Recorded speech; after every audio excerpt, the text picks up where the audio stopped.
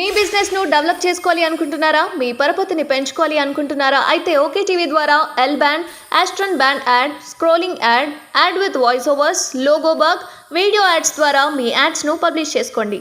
సంప్రదించవలసిన phone number 8520917933.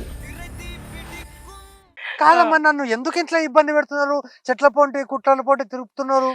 అంటే ఏం లేదు సార్, ఇక్కడ ఏరియా చాలా బాగుంది. యాక్చువల్ గా ఇంత ఎండలో నించున్నా సరే మనకు అసలు చెమటలు వస్తలేవు, ఎందుకంటే చాలా చల్లగా ఉంది. అందుకే ఆయన చల్లని చూపు దీని మీద పడ్డది. సరే ఒకసారి ఈ ప్రజలకు కూడా ఈ కెమెరా ద్వారా చల్లగాలి పోతుంది అని చెప్పి ఇక్కడ రమ్మన్నా మిమ్మల్ని. కాసేపు మీరు కూడా అంటే నేను ఒక విషయం అడుగుతుందండి. 35 ఎకరాలు సోమేష్ కుమార్ కి ఇచ్చిండు. సరే, ఇంతకు ముందు మనం మాట్లాడుకున్నా కొన్నాడా కొట్టేసిండు అనే చర్చ. ఓకే, ఇప్పుడు ఈ 35 ఎకరాలు ఎవరి దగ్గరనన్నా సోమేష్ కుమార్ కొట్టేసిండు అనుకుందాం. ఫర్ ఎగ్జాంపుల్ ఒక మినిట్ కోసం కొట్టేసిండు అనుకుందాం. వాడు ఊరికి ఇచ్చింటాడమ్మా? అంటే వాడికి 350 ఎకరాలకు సంబంధించిన ప్రభుత్వ భూమి ఏదో కింద మీద చేసి వానికి ఇస్తేనే కదా వాడి 35 ఎకరాలు ఇచ్చింది. మరి ఇప్పుడు సోమేష్ కుమార్ మంచోడు అంటావా, ఆ కొట్టేసినోడు మంచోడు అంటావా? నేను సోమేష్ కుమార్ మంచోడు అంట. 35 తీసుకున్నాడు ఆయన. ఇంకోడు ఇప్పుడు మా దోస్త్ అయితే 350 కొట్టి 35 వానికి ఇచ్చేటోడు. ఇప్పుడు సోమేష్ కుమార్ కాబట్టి 35 తీసుకొని 350 ఇచ్చిండు. అదే ఒకవేళ మా దోస్తు నవీన్ మిట్టల్ అయితే ఆ 350 తీసుకొని 35 ఇచ్చేటోడు. సో అట్లా సోమేష్ కుమార్ మంచోడే. కాబట్టి ఈ రాష్ట్రంలో ప్రధానంగా వచ్చినటువంటి సమస్య ఏంటంటే యథా రాజా తథా ప్రజ. సరే సార్, ఇప్పుడు ఇన్ని మనం మొత్తుకుంటున్నాం ఇవన్నీ అయినాయి అని చెప్పి, ఇంకా వీళ్ళ స్థానాలు మారుస్తలేరే? ఇప్పుడు ఈ కొత్త ప్రభుత్వం కూడా చూసి చూడనట్టు వివరిస్తోంది. ఇప్పుడు మీ దోస్త్ అయితే మంచిగా దోస్తాననే చేస్తుండే ఏకంగా. సో మరి ఏ రకంగా చూడొచ్చు? ఇంకా టైం పడుతుందా, సమయం ఉందా? ఇప్పుడు ఇవన్నీ ఇప్పుడు మీకు తెలిసి ఎక్కడెక్కడ ఏమేమి ఉన్నాయో నాకు మీరు చూపిస్తున్నారు, మాకు కూడా అవగాహన ఉన్నది. అంటే మనకే ఇంత ఉన్నప్పుడు విజిలెన్స్ కానీ లేకపోతే తెలంగాణ ప్రభుత్వం కానీ, సో ఇందులో ఎంతమందికి అవగాహన ఉండాలి? క్షణాల మీద పని కదా వాళ్ళు తలుచుకుంటే. ఈ రోజు ఒక పేపర్లో వచ్చింది, ధరణిలో ఎవడెవడు ఎంత మేసిండని. ఎవడు చూస్తే కూడా 50 ఎకరాలు తక్కువ లేదు. అవును, ఇక మనమేమో ఎకరము అర్ధ ఎకరం మనకు ఈడ ఆలోచిస్తున్నాం. సెకండ్ లిస్ట్ కూడా, థర్డ్ లిస్ట్ కూడా, ఫోర్త్ లిస్ట్ కూడా వస్తుంది. దాంట్లో ఎవడెవడు ఉన్నాడు ఏం కథ అందరూ వస్తుంది. అందులో ఇప్పుడు ఏంటంటే ముఖ్యమంత్రి మామూలుడు అయితే వేరు, ఆయననే పోలీసు, ఆయననే పోలీస్ డాగు, ఆయననే అన్ని ఆయననే. కాబట్టి వీళ్ళ ఏది వదిలిపెట్టాడు. సో ఇది మనకు అర్థమవుతున్నది. కాబట్టి ఇక్కడ నేను అనేది ఏంటంటే, ఇప్పుడు శ్రీలక్ష్మిని ఎందుకు బదిలీ చేయలేదు అంటే బదిలీ సొల్యూషన్ కాదు. అక్కడ చెంచల్గూడలో పోయి ఆమె యొక్క నడుములకు ఇప్పటికి పట్టి ఉంటది. శ్రీలక్ష్మి మామూలుగా లేదు. గనుల కేసులో ఆమె ఎంత చేసిందో ఏం కథ అది వేరే చర్చ. కానీ అల్టిమేట్ గా దొరికింది ఎవరు? లక్ష్మి. కానీ ఇప్పుడు వీళ్ళు కూడా వీడు ఈడ చేసిన తప్పు ఆడ కూడా చేస్తాడు. ఇప్పుడు ఈ చెప్పినటువంటి దొంగల ముఠ ఈ యొక్క బందిపోట్లు ఏంటంటే జనరల్ గా ఇసుకలో తైలం తీసే రకం కాదు, ఇప్పుడు ఈ రాళ్లలో తైలం తీసే రకం ఈ నా కొడుకులంతా. కాబట్టి వీళ్ళకు ఈ ట్రాన్స్ఫర్లు కుదరదు. వీళ్ళకు శంకరగిరి మాన్యాలు పట్టించడము, తర్వాత చెంచల్గూడ జైల్లో ఎయిర్ కండిషన్ రూములు పెట్టి వీళ్ళను తీసుకుపోయి అందులోనే అట్లీస్ట్ ఒక 20 ఏళ్ళు పెడితే అప్పుడు వీళ్ళు దారికి వస్తారు. అరే ఇక వద్దురా భయ్, మా జీవితం వద్దు అని అప్పుడు ప్రజలకు అంతా రాసిచ్చి ఇప్పుడు వీడు కూడా ఇది రాసియాలి. ఇప్పుడు కాబట్టి ప్రజలకు ఇప్పుడు నేనేమంటున్నా అంటే ఇప్పుడు 6 పథకాలు తెచ్చాడు కదమ్మా, 6 గ్యారెంటీలు. నేను ముఖ్యమంత్రి గారిని ఇదే వేదిక నుంచి కోరుతున్నా, మీరు 7వ గ్యారెంటీ ఇవ్వండి. మీకు మీ గ్రామాల గాని మీ మండలంలో గాని ఎక్కడన్నా ఐఏఎస్ అధికారి అక్రమంగా సంపాదించినటువంటి భూములు ఉంటే, అంటే ప్రభుత్వానికి లెక్క చెప్పకుండా, ప్రభుత్వ లెక్కల్లో లేకుండా ఇట్లా కొన్న భూములు ఏవైతే ఉన్నాయో అవన్నీ కూడా దున్నేవాడికే ఐఏఎస్ భూమి అనేటటువంటి ఒక అద్భుతమైనటువంటి పథకాన్ని తెస్తే, మిగతా విషయాలు చెప్పలేదు కానీ ఈ 5 years తో పాటు ఇంకో 5 years అయితే ఉంటాడు. అంటే 10 years ముఖ్యమంత్రిగా ఉండే అవకాశం వస్తుంది. ఒకటే పథకం, 5 పైసలు ఖర్చు లేదు, 5 పైసలు ఖర్చు లేదు, మీటింగ్ పెట్టే అవసరం కూడా లేదు. ఐఏఎస్ భూమి ఎక్కడ కనిపిస్తే అక్కడ కబ్జా చేసేయండి, జెండా వాచుకోండి, వ్యవసాయం చేసుకోండి, అయిపోయి ఈ పథకం దున్నేవాడికే ఐఏఎస్ ల భూమి. అనే పథకాన్ని కనుక రాష్ట్రంలో అమలు పరిచే 5 పైసలు ఖర్చు లేకుండా రిజర్వ్ బ్యాంకు దగ్గర అప్పు లేకుండా ఈ 7 కోట్ల అప్పుల్లో మళ్ళీ ఇంకో 1,00,000 కోట్ల అప్పు కాకుండా అదే విధంగా ప్రజలు కూడా ఎంత సంతోషిస్తారంటే అరే నీ అమ్మ నేను ఐఏఎస్ లో భూమిలో ఉన్నా ఇంత కష్టపడినా ఎకరం పొలం కూడా లేకపోయా ఇప్పుడు వచ్చింది. ఇప్పుడు నేను అనుకుంటా 70 లక్షలకి ఎకరం ఉంటది. అవును ఇంకెక్కువనే ఉండొచ్చు 70 లక్షలకి ఎకరం ఉంటుంది. 35 ఇంటూ 70 లక్షలు అంటే ఎంత? సో కాబట్టి ఈ భూములన్నీ ప్రభుత్వానికి తీసుకున్నా వచ్చే బడ్జెట్ లో ప్రభుత్వం 5 పైసలు లోన్ తేవాల్సిన అవసరం లేదు. కాబట్టి ఇప్పుడు ప్రభుత్వం ఏం చేస్తుంది, ట్యాక్స్ లో రూపంలో ఇంత వచ్చింది, అదే విధంగా మాకు కేంద్రం నుంచి ఇన్ని నిధులు వచ్చినాయి, అదే విధంగా మాకు ఇది వచ్చింది. ఐఏఎస్ లో భూములన్నీ ప్రభుత్వం రికవరీ చేయడం ద్వారా ఆక్యుపై చేసుకోవడం ద్వారా ఇగో ఇన్ని వేల కోట్లు వచ్చినాయి అని చెప్పేసి 5 లక్షల కోట్ల బడ్జెట్ పెట్టవచ్చు. జనరల్ గా 2 లక్షల కోట్లే కదా మన బడ్జెట్. తెలంగాణ బడ్జెట్ ఏకంగా 5 లక్షల కోట్లకు పోవాలంటే ఈ ఐఏఎస్ భూములన్నీ వేలం వేయాలి, ఎందుకంటే చాలా ధర ఎక్కువ వలుకుతుంది. కాబట్టి ఈ భూములన్నీ వేలం వేసి ప్రభుత్వం కనుక బడ్జెట్ లో పెడితే ఐఏఎస్ ల అక్రమ భూముల ద్వారా వేలం వేసినటువంటి డబ్బులు ఇగో తెలంగాణ ఖజానాకు 3,000 కోట్లు వచ్చినాయి. 3 లక్షల కోట్లు. ఆ 3 లక్షల కోట్లు ఈజీగా నడపచ్చు ప్రభుత్వానికి. ఏముందమ్మా ఊకంటే మళ్ళీ కేంద్ర ప్రభుత్వం రిజర్వ్ బ్యాంకు అందులో కనీసం లేకుంటే ఈ 7 లక్షలలో సగం దరిద్రమైన పోతుంది. 3.5 లక్షల కోట్లు తీసుకొని పోయి ఏ భూమి కావాలంటే ఆ భూమి. ఇప్పుడు ఏ బ్యాంక్ కూడా అయితే లోన్ ఇచ్చిండో సోమేష్ కుమార్ లోన్ ఈ ల్యాండ్ ఉంది కదా, ఈ ల్యాండ్ తీసేసుకోపోయి అంటే వాడే తీసేసుకుంటాడు.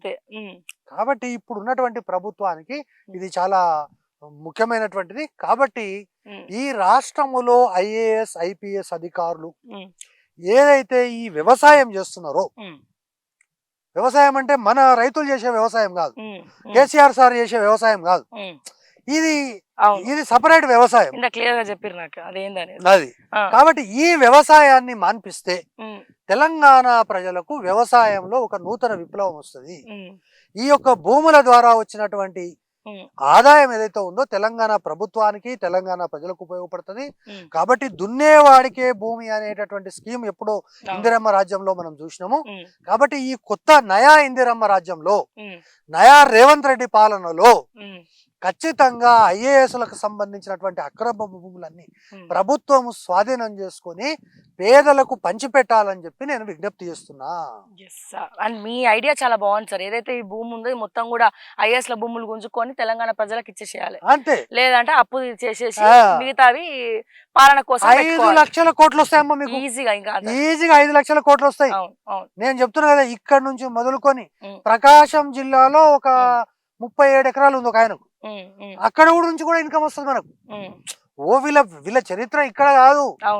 ఒక ఆయన అయితే కరీంనగర్ జిల్లాలో జగిత్యాల జిల్లా కొత్త జిల్లా అయింది, జగిత్యాల జిల్లాలో దాదాపు 70 ఎకరాలు ఉంది. ఏమో తెలియదు. నిన్న మొన్ననే ఆయన గనుల శాఖ నుంచి మామూలుగా తీసుకుపోయి ఎక్కడో వేసారు. నిన్న మొన్న గనుల శాఖ నిర్వహించిండు, గనుల శాఖ నిర్వహించి నిన్న మొన్న ఇక్కడికి వచ్చిండు. జగిత్యాలలో 70 ఎకరాలు కొన్నాడు. వ్యవసాయం ఆయన పోయి గనులు దోవాయా బాబు అంటే పోయి వ్యవసాయం చేసిండు ఆయన. సో ఇప్పుడు ఆయన 70 ఎకరాలు జగిత్యాలలో అంటే అక్కడ ఉన్న వాళ్ళకు. కాబట్టి ఇప్పుడు మీరు ఇక్కడ అయ్యో మరి ఇబ్రాహీంపట్నంలో భూమి తీసుకుపోయి జగిత్యాలకి ఎట్లా ఇవ్వాలి, అందరికి సమానంగా ప్రతి వీళ్ళు నిజంగా వీళ్ళని ఒప్పుకోవాలమ్మా. ఈ బందిపోటు దొంగలు ఎవరైతే ఉన్నారో రాష్ట్రంలో ఒక ఇబ్రాహీంపట్నం మండలంలో కొన్నారు, రాష్ట్ర వ్యాప్తంగా కొన్నారు. కాబట్టి ఈ స్కీమ్ పెడితే రాష్ట్ర వ్యాప్తంగా ఉన్న రైతులకు ముఖ్యంగా 3 ఎకరాల అసలు అర్థం కాలేదమ్మా. నిజంగా రేవంత్ రెడ్డి గారు ఈ స్కీమ్ బాగుంది. యాక్చువల్ గా ఇది ఎగ్జిక్యూట్ చేయండి. 10 ఏళ్ళు ఏంది, ఇంకో 100 ఏళ్ళు ఉంటారు ముఖ్యమంత్రి. ఇప్పుడు దళితులకు 3 ఎకరాలు ఇస్తామన్నారు, ఇయ్యలేదు. ఇప్పుడు ఈ భూములన్నీ ఖాళీగానే ఉన్నాయి కదా, ఇప్పుడు 30 మందికి ఇవ్వచ్చు. అవును, 30 మందికి భూములు ఇస్తే 30 మంది కేసీఆర్ ఫోటో పెట్టుకుంటారు, సోమేష్ కుమార్ ఫోటో పెట్టుకుంటారు, రేవంత్ రెడ్డి ఫోటో పెట్టుకుంటారు. ఒకవేళ ఏమైనా అవకాశం ఉంటే నీ ఫోటో కూడా పెట్టుకుంటారు. నా ఫోటో ఎందుకు? అరే ఏందమ్మా నువ్వు చూపించినాం కాబట్టి ల్యాండ్ ఐడెంటిఫికేషన్ ముఖ్యం కదా. మీ ఫోటో కూడా పెట్టాలి సార్. ఏముందమ్మా కట్టాలి ఒకటి. మన ఎందుకు తల్లి, మనకు మా దోస్తు మంచిగా ఉండాలి అంతే. నవీన్ మిఠల్ మంచిగా ఉండాలి అంతవరకే గానీ మనకి చాలా మంచోడమ్మా ఆయన. భూముల విషయంలో ఆయన ఇప్పుడు ఆయన బుటనవేలు కిందనే మొత్తం రాష్ట్ర వ్యాప్తంగా ఉన్న భూములన్నీ ఆయన బుటనవేలు కింద రాత్రికి రాత్రే రాత్రికి రాత్రి రాత్రికి రాత్రి రిజల్ట్ రోజు కూడా మాయమని. మాయమే. సో కాబట్టి ఇప్పుడు ప్రస్తుతం ఉన్న ప్రభుత్వము తెలంగాణలో భూములకు సంబంధించి ధరణి అనేటటువంటిది తీసుకొచ్చిన ధర్మిల ఈ రాష్ట్రంలో ఐఏఎస్ అధికారులు కేంద్ర ప్రభుత్వానికి రాష్ట్ర ప్రభుత్వానికి చెప్పకుండా వాళ్ళ కుటుంబ సభ్యుల పేరు మీద బినామీల పేరు మీద సంజయ్ బన్సల్ అనేటటువంటి బామర్దుల పేరు మీద కొన్న భూములన్నింటినీ వాళ్ళు ప్రభుత్వము వెనుకకు తీసుకొని పేదలకు పంచి మా కేటీఆర్ తాత ఎప్పుడైతే కలలు కన్నటువంటి దళితులకు 3 ఎకరాల భూమి అన్నాడో ఆ పథకాన్ని ఆయన పేరు మీదనే కేసీఆర్ దళిత భూమి గైడెన్స్ అవసరం. రేవంత్ రెడ్డి గారు ఏమన్నాడంటే ఆయన త్వరగా కోలుకోవాలి, ఆయన యొక్క మార్గదర్శకాలు తెలంగాణ రాష్ట్రానికి అవసరము. ఎందుకంటే ఆయన చాలా విషయాలు చెప్తాడు కదమ్మా. రైతు వ్యవసాయం ఎట్లా చెప్పాలో తెలుసు, తర్వాత రైతు 50 కాదు 100 బస్తాలు ఎట్లా పండించాలో తెలుసు, తర్వాత అసలు డైనింగ్ టేబుల్ అంటే ఏందో తెలుసు. ఇట్లా చాలా విషయాలు తెలంగాణ ప్రజలకు సంబంధించిన 80,000 పుస్తకాలు చదివిండు కాబట్టి ఆయనకు అనేక విషయాల మీద నాలెడ్జ్ ఉంది. కాబట్టి ఇప్పటికైనా ఈ యొక్క ప్రభుత్వం అనేటటువంటిది ఇది చెయ్యాలి. అదే విధంగా రేవంత్ రెడ్డి ఈ యొక్క స్కీమ్ ఏదైతే ఉందో పేదలకు ఐఏఎస్ అధికారుల యొక్క అక్రమ భూములు అనేటటువంటి ఆ 7వ గ్యారెంటీని రేపు మళ్ళా ఎల్లుండో ఢిల్లీకి పోతాడు. పోయినప్పుడు మేడంతో మాట్లాడితే మేడం ఎస్ అంటది. ఎందుకంటే ఇటువంటి మంచి, ఎందుకంటే ఈ యొక్క భూ సంస్కరణలు తీసుకొచ్చిందే కాంగ్రెస్ పార్టీ కాబట్టి భూ సంస్కరణలో భాగమే ఇది. కాబట్టి ఇది తక్కువ ఎక్కువ ఏం కాదు. కాబట్టి భూ సంస్కరణలో భాగమే. నీకు ఉద్యోగం ఉండగా ఈ భూమి ఎందుకు? ఇప్పుడు సారు అకౌంట్ లో 35 ఎకరాలు అంటే ఎంత పడుతుందమ్మా?